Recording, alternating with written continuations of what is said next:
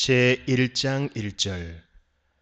어거스틴은 라우렌티우스에게 쓰기를 자기는 라우렌티우스의 학식으로 인해 기쁘다고, 라우렌티우스가 성경 말씀으로 인해 지혜로운 자가 되기를 원한다고 함.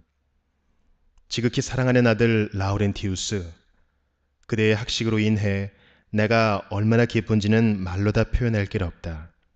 또 내가 얼마나 그대가 지혜로운 자 되기를 원하는지도 말로 다 표현할 길 없다.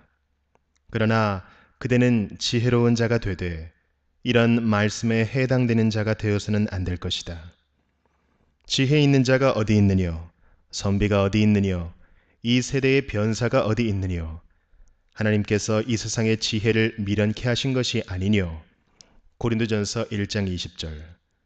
그대는 도리어 이렇게 기록된 말씀에 해당되는 자가 되어야 할 것이다. 지혜자가 많은 것은 세상의 홍복이며 지혜서 6장 24절.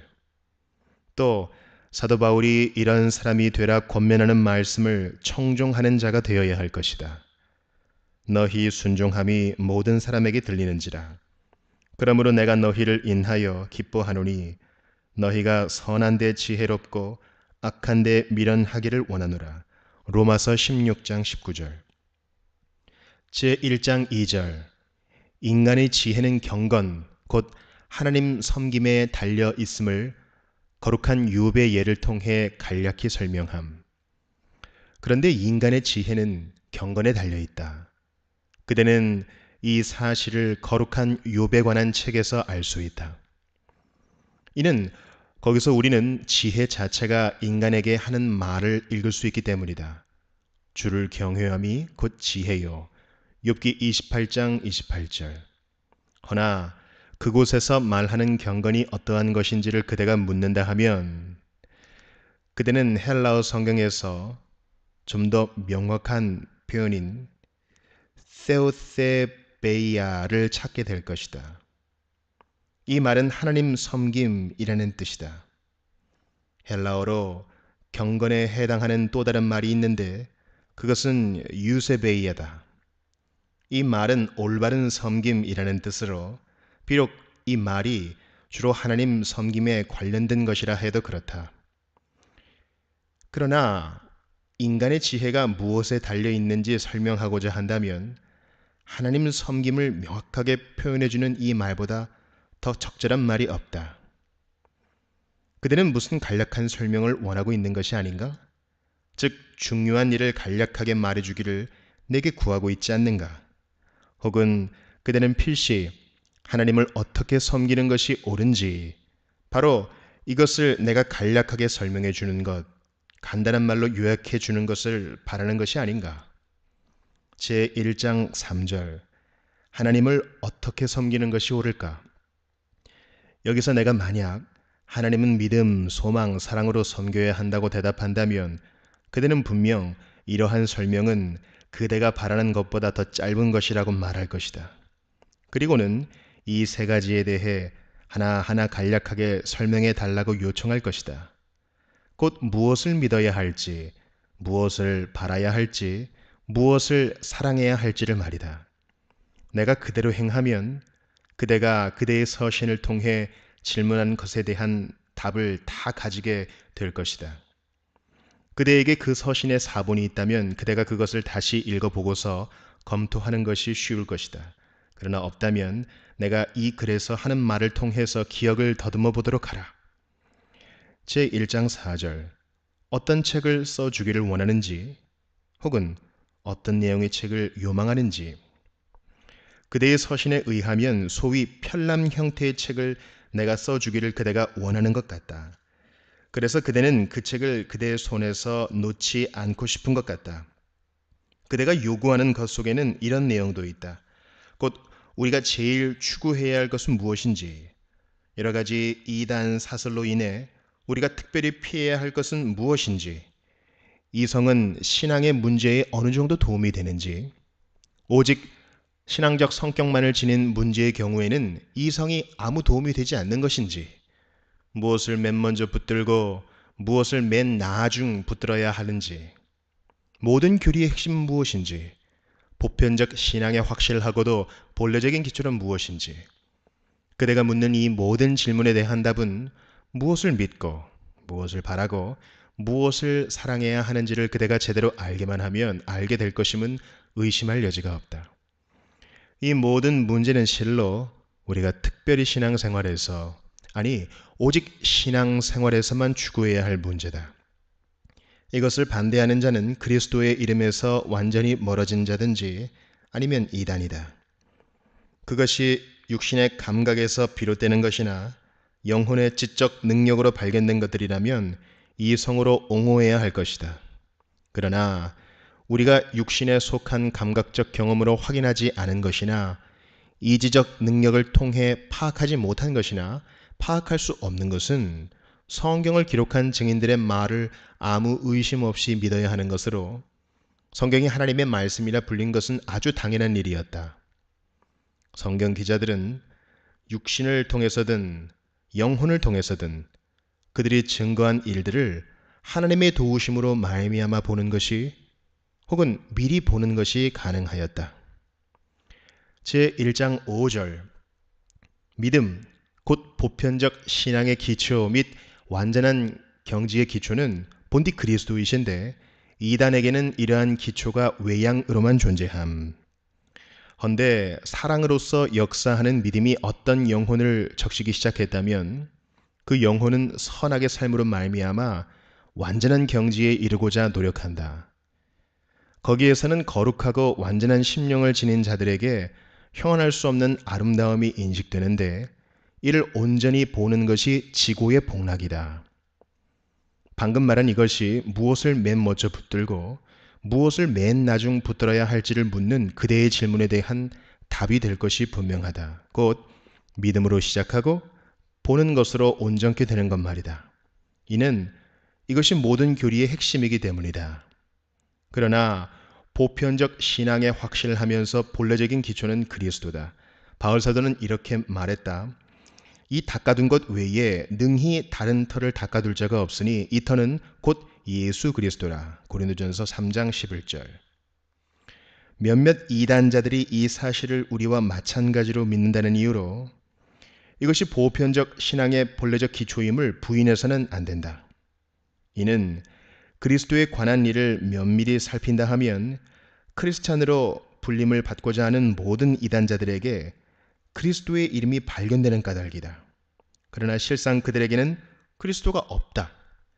이것을 증시하는 일은 너무 장황한 일이 될 것인데, 이는 이를 위하여는 과거의 이단이든 현재의 이단이든 장래에 생길 수 있는 이단이든 크리스천의 이름을 사칭하는 이단 전부를 언급해야 하고 이단 하나하나에 대해 검증하는 작업을 해야 하기 때문이다. 이 같은 작업을 위하여는 엄청난 두께의 책을 써야 할 것인데 그 작업의 끝은 가늠하기도 어려울 것이다. 제1장 6절, 어떠한 성격의 편람을 만들어주길 원하는지 신망에 대항하는 자들을 염두에 두고 답변을 하기가 얼마나 어려운지. 헌데 그대는 우리에게 편람을 원하였다. 곧 손에 잡힐 수 있는 책, 책장에 자리만 차지하지 않는 책 말이다. 그러므로 우리가 말한 바 하나님을 섬기는 그 세 가지 방도 곧 믿음, 소망, 사랑으로 돌아가도록 하자. 물론 무엇을 믿고 무엇을 바라고 무엇을 사랑해야 할지 말하는 것은 쉽다. 그러나 이견을 가진 자들의 중상모략에 대항하여 진리를 옹호하는 일은 힘든 작업, 교리의 상세한 설명이 필요한 작업이 될 것이다. 이 같은 가르침을 받기 원한다 하면 작은 편람을 손에 넣으려 할 것이 아니라 큰 열심으로 가슴을 불태워야 할 것이다. 제2장 7절, 사도신경과 주기도문이 신망회를 포괄함. 보라, 그대는 사도신경과 주기도문을 알고 있다. 이보다 더 간략한 것을 어디서 들으며 어디서 읽을 수 있는가? 이보다 더 암송하기 쉬운 것이 어디 있는가? 이는 인생이 무거운 죄의 짐 때문에 불행에 허덕이고 있어 하나님의 자비하심이 필요했기 때문이다. 이에 선지자가 하나님의 은혜의 때를 선포하여 이같이 말했다. 누구든지 주의 이름을 부르는 자는 구원을 얻으리니. 요엘 2장 32절. 이런 까닭의 기도가 필요하다. 그러나 사도 바울은 주의 은혜를 송축하고자 선지자의 이 증거를 인용한 다음 즉시 이 같은 말을 덧붙였다. 그런즉 저희가 믿지 아니하는 일을 어찌 부르리요. 로마서 10장 14절. 이런 까닭에 사도신경이 필요하다. 이 두 가지에서 신망의 세 가지를 바라보아야 할 것인데, 믿음으로는 보는 것이고 소망과 사랑으로는 기도를 하는 것이다. 허나 믿음 없이는 소망과 사랑이 있을 수 없다. 또 이로 소망과 사랑으로 말미암아 믿음 역시 기도로 연결된다. 바로 이런 까닭에 저희가 믿지 아니하는 일을 어찌 부르리요 라고 말한 것이다. 제2장 8절. 신망에는 어떤 점에서는 서로 다른 것인데 그중 하나가 없으면 다른 것이 존재할 수 없는 것은 어찌민가? 헌데 믿지 않는 것을 어찌 바랄 수 있는가? 그러나 바라지 않는 것 중 어떤 것을 믿는 것은 가능하다. 예를 들어 신자들 중 누가 불경한 자들이 징벌받을 것을 믿지 않는가? 하지만 그것을 바라지는 않는다. 또 징벌이 자기에게 임박했다 믿는 자, 그것을 피하고자 하는 마음으로 공포에 사로잡힌 자에 대해 그가 바란다는 말보다 그가 두려워한다는 말을 쓰는 것이 더 옳다. 혹자는 이 둘을 구별하여 이같이 말했다.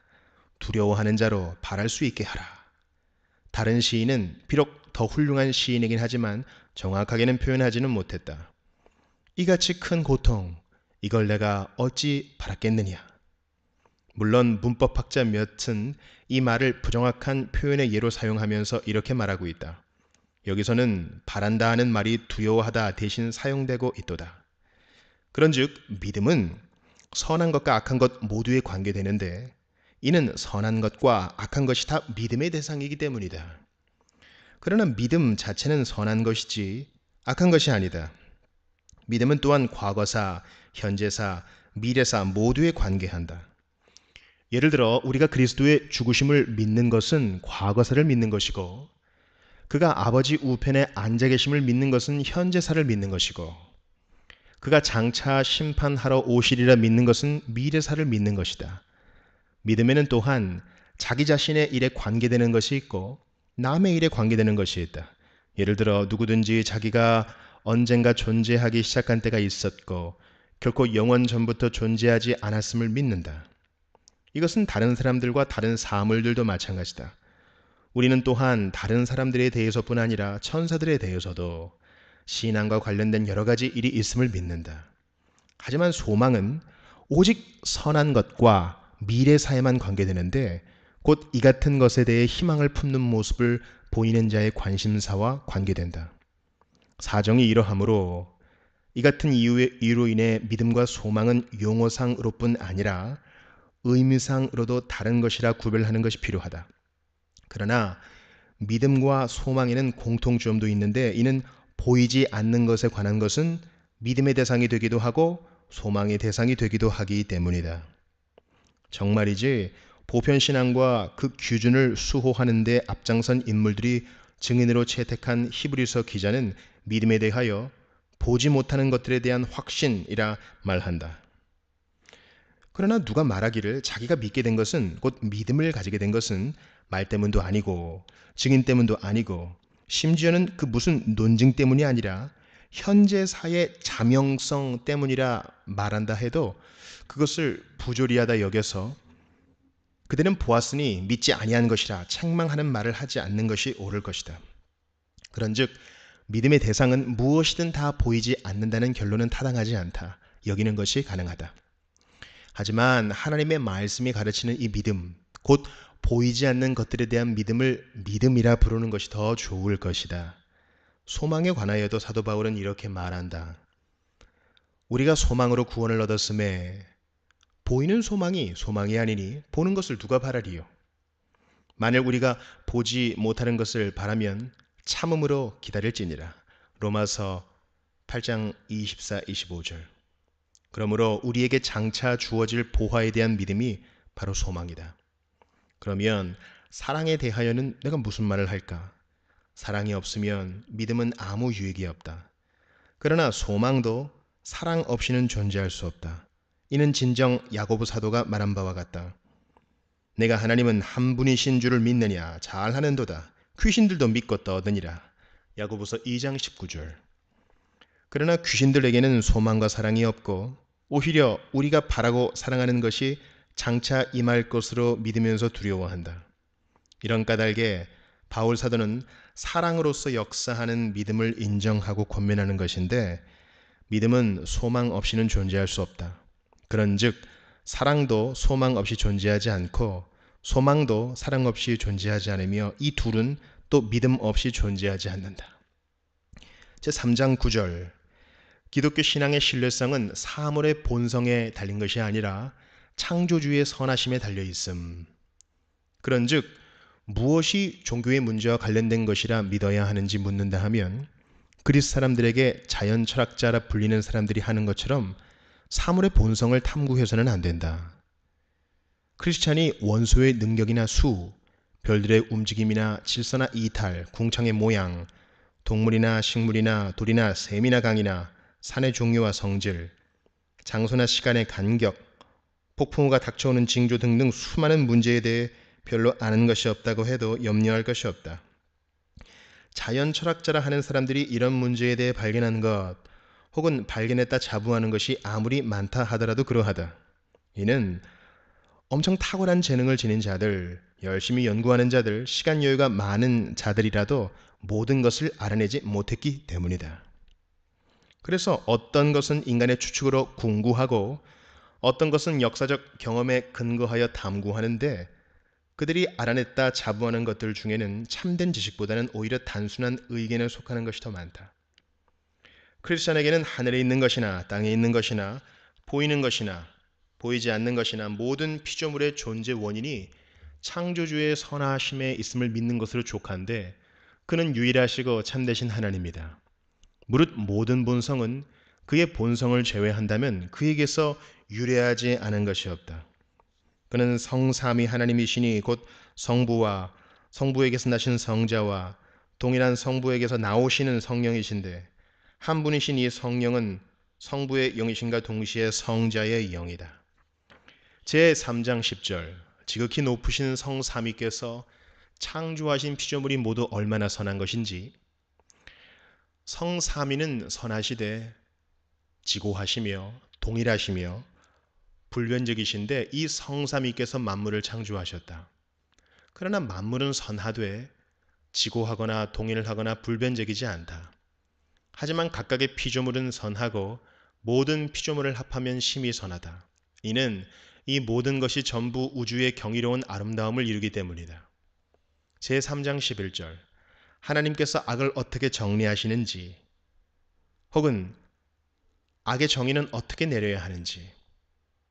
우주에는 악이라 불리는 것조차 잘 정리되어 제자리에 놓이므로 선한 것들의 훌륭함이 더 잘 드러내게 되는 바, 선한 것들이 악한 것들과 비교될 때 더 큰 기쁨과 상찬의 대상이 된다. 사실 전능하신 하나님에 대하여는 불신자들조차 이렇게 고백한다. 그에게 만물의 최고 통치권이 있도다. 그는 지극히 선하신 분이므로 그의 피조물 속에 그 무슨 악도 존재함을 허락하지 않으시는데, 그는 악을 가지고도 선을 만드실 수 있을 만큼 전능하시며 선하시다. 그런데 우리가 악이라 부르는 것이 선의 결핍 아니고 무엇이겠는가? 예를 들어 생물체에 생긴 병이나 상처가 건강의 결핍 외에 아무것도 아닌 것과 같다. 그래서 치료를 한다 하는 것은 속에 있는 나쁜 것들을, 곧 병이나 상처를 여기에서 떠나 다른 곳으로 가게 만드는 것이 아니라 완전히 없어지게 만드는 것이다. 사실 상처나 병은 실체가 아니라 육신이라는 실체에 생긴 결함이다. 이는 육신이 바로 실체인 까닭이다. 정말이지 육신은 선한 것으로 거기에 이 악한 것들이 첨가된 것이다. 즉 이 악한 것들은 건강이라고 하는 육신의 선의 결핍이다. 그러므로 영혼의 결함, 그것이 무엇이든지 간에 그것은 자연적 선함의 결핍으로 그것이 치유되는 경우 그것이 다른 데로 옮겨지는 것이 아니다. 도리어 그것이 전에 거기 현존했다 해도 건강한 상태에서는 더 이상 현존하지 않을 것인 까닭에 결코 존재하지 않을 것이다. 제4장 12절.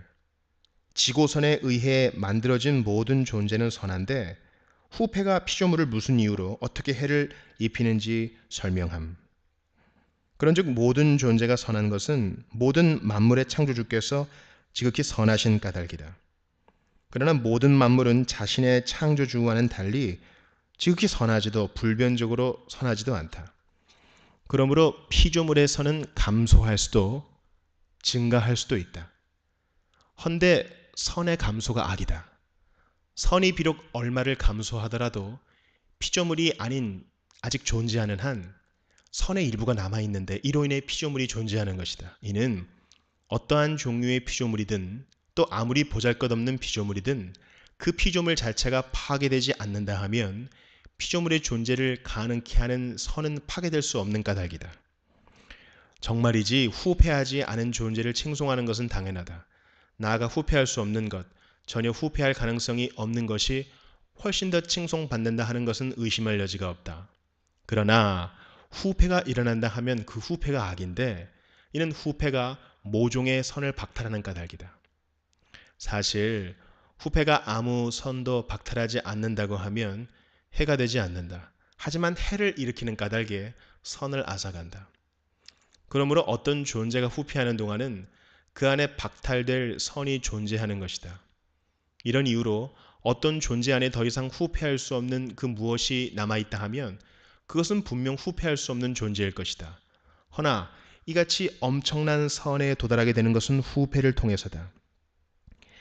하지만 후패가 중단되지 않는다 해도 그것이 선을 보유하는 것은 중단되지 않을 것인데 그래야 후패가 그것에서 선을 박탈할 수 있다. 후패가 만약 어떤 존재를 철저히 옹글게 없앨 수 있다고 하면 그 속에는 선이 전혀 존재하지 않을 것이다. 이는 이제는 그 피조물이 더 이상 존재하지 않기 때문이다. 이런 까닭에 후패가 선을 없애기 위하여는 피조물의 존재 자체를 없애야 한다. 그러므로 모든 존재는 선한 것이다. 후패할 수 없다면 큰 선이고 후패할 수 있다면 작은 선이다. 그러나 어리석고 무지한 자가 아니라면 모든 존재가 선한 것임을 완전히 부인할 수는 없다. 존재가 만약 후패로 인해 소멸된다면 후패 자체도 계속될 수 없는데 이는 존재 자체가 없다면 후패도 일어날 수 없기 때문이다. 제4장 13절 선이 전혀 존재하지 않는다면 악도 전혀 존재할 수 없는데 이 명제는 선지자의 말씀과 배치되지 않음. 그러므로 선이 전혀 존재하지 않는다 하면 악이라 불리는 것도 전혀 존재하지 않는다. 헌데 여하한 악도 지니지 않은 선은 옹근선이다. 반면 악이 내재된 선은 손상된 선 혹은 결함 있는 선이다. 그러나 선이 전혀 존재하지 않는 곳에는 악도 전혀 존재할 수 없다. 여기에서 다음과 같은 놀라운 명제가 나온다. 곧 모든 존재는 그것이 존재인 한 선이기 때문에 만약 우리가 결함 있는 존재는 악한 존재라 말한다 하면 이 말은 선한 존재가 악한 존재가 된다는 뜻, 또 오직 선한 존재만이 악한 존재가 될 수 있다는 뜻이 될 수밖에 없다 여겨진다. 이는 모든 존재가 선이기 때문이다. 악한 것 자체가 무슨 존재가 아니라 하면 악한 것은 존재할 수 없다. 그러므로 선한 것이 없다 하면 악한 것은 존재할 수 없다. 이런 말이 불합리하게 여겨질 수는 있다. 하지만 이것의 추론 과정을 생각해 보면 우리가 이런 말을 하는 것은 불가피한 것 같다. 이때 우리는 선지자의 다음과 같은 심판의 말씀이 우리에게 적용되지 않도록 조심해야 한다. 악을 선하다 하며 선을 악하다 하며 흑암으로 광명을 삼으며 광명으로 흑암을 삼으며 쓴 것으로 단 것을 삼으며 단 것으로 쓴 것을 삼는 그들은 화했을진저. 이사야 5장 20절. 하지만 주님은 또 이렇게 말씀하셨다. 선한 사람은 그 쌓은 선에서 선한 것을 내고 악한 사람은 그 쌓은 악에서 악한 것을 내느니라. 마태복음 12장 35절. 그런데 인간은 존재다. 그런즉 악한 인간이 악한 존재가 아니고 무엇이겠는가? 또한 인간이 존재이기 때문에 모종의 선이라 한다면 악한 인간이 악한 선이 아니고 무엇이겠는가?